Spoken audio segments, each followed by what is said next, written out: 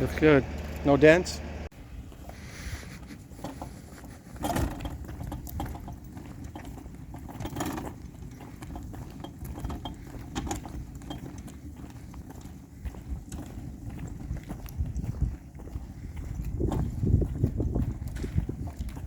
Got wheels on the bottom and the back, and then sliders. We got wheels in the back, and then little legs in the front.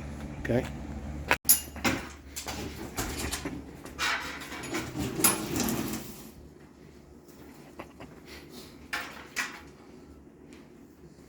Ready? Yeah, you can leave that there.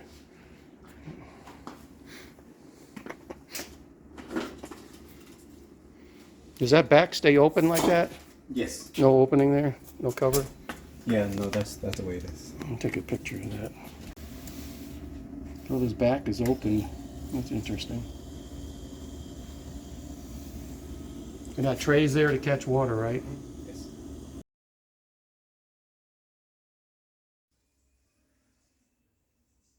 Here's the amazing sound of the GE freezer. i.e. no sound. Most of the time it's silent.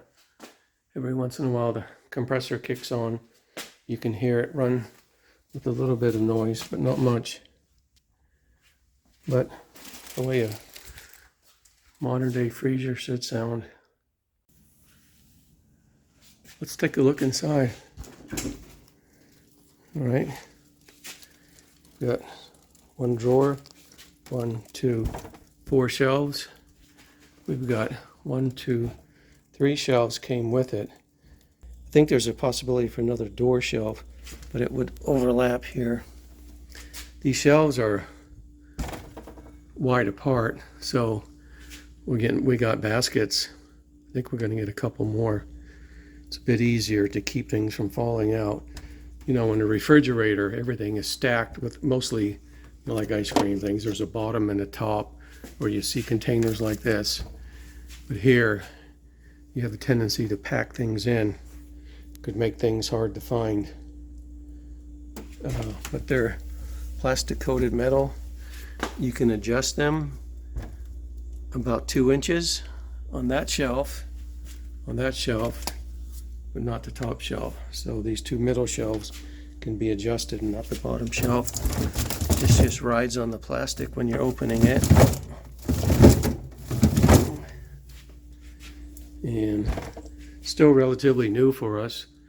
A good idea is to keep this full, and if you don't have enough food, just put wherever you're getting ice from your ice makers, just fill up bags and keep it in there. The more you have in here, the colder everything gets, and the easier it is for it to maintain the temperature.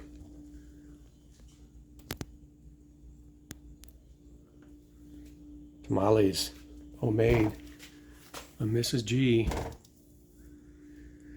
Yeah, I think the lady has another basket coming here. Some breads, and maybe another, I'm not sure what. But you know, it'll slide out just fine. Of course, you don't want to come out too far and drop it, but it's easy to manage.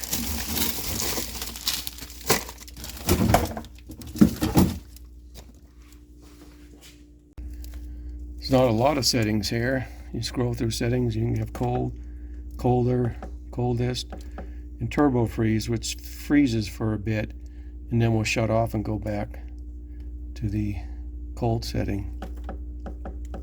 Leave that on colder. If you hold it for 3 seconds, if you hold it for 3 seconds, it locks, so you can't change it. If you want to change it, you hold it for another 3 seconds. It unlocks. We'll go ahead and lock it.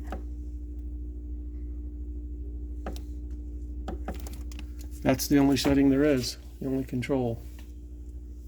No water, no filters, no warnings about airflow,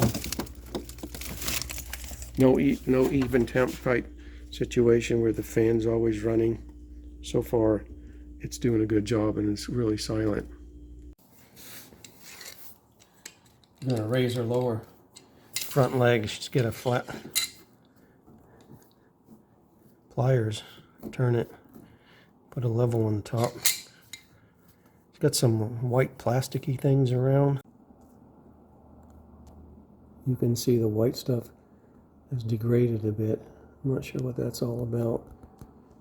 It's like some covering on the actual foot itself. If you want to take the door off, loosen the screw right here. Watch out for this little button and lift it up. And this is still plugged in. I'm not taking the door off. Of course, turn the power off. And then you just take these 3 screws out right here. That will remove the hinge of the door from the unit. And that hinge is just laying right here in this whole fixture. And then you'll put your hands on both sides of the door and lift it. So down here, the door is just sitting on a little screw or metal stand. The bottom of the door just lays into it. There's no screws. Then you can take this bottom fixture off also if you want everything off the front. But the door is just sitting on a pole here. So that would be pretty easy. It looks like there are holes on the bottom if you wanted to move that bottom hinge. However, the door itself has a handle here, but no handle on this side, so it's a one-way door. It works a lot nicer when you actually have stuff in the door. It gives it a little weight. You can see it starting to close on its own. We'll see if it closes all the way. Almost all the way. So I'm at 45, just give it a little push and it will close. And even though on the top this is screwed in, you do have a hole in the door for another hinge, but you don't have anything here. I'm not sure what's underneath here if you put additional screws in. So I don't know if there's a kit to change the sides of the door or you have to get a different model. So when you close the door and it's going through a pressure adjustment, cooling down that hot air to cold, it creates a little bit of vacuum. So the door on most freezers is even harder to open right when you shut it. So you have to pull it, and there you go. GE FUF21QRRWW freezer. Make sure you plug it in correctly. This is our freezer. Plug it in.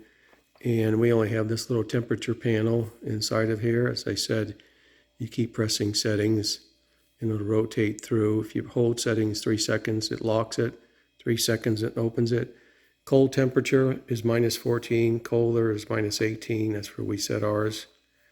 That's centigrade, about 0 Fahrenheit. And coldest is 21 centigrade, about 6 degrees, -6 degrees Fahrenheit.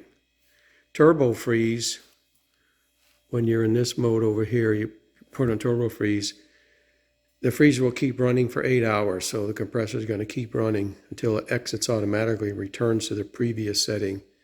Or you can exit manually by pressing the settings button. So I guess when you're ready to set up and you want to put a bunch of food in there, turbo freeze it. I guess if you want to flash freeze something, I guess it gets to the cold temperature and it stays there continuously. No ups and downs inside of the freezer. When you're installing it, allow the freezer to run for 4 hours. You want this thing to get cold. Allow several hours after each one-step adjustment for the freezer temperature to stabilize. Only 3 pounds of fresh food per cubic foot of space at a time. Distribute packages evenly throughout the freezer. It is not necessary to set the temperature to the coldest setting while freezing food. We have a model with glass shelves. We have the wire shelves, which is what we preferred.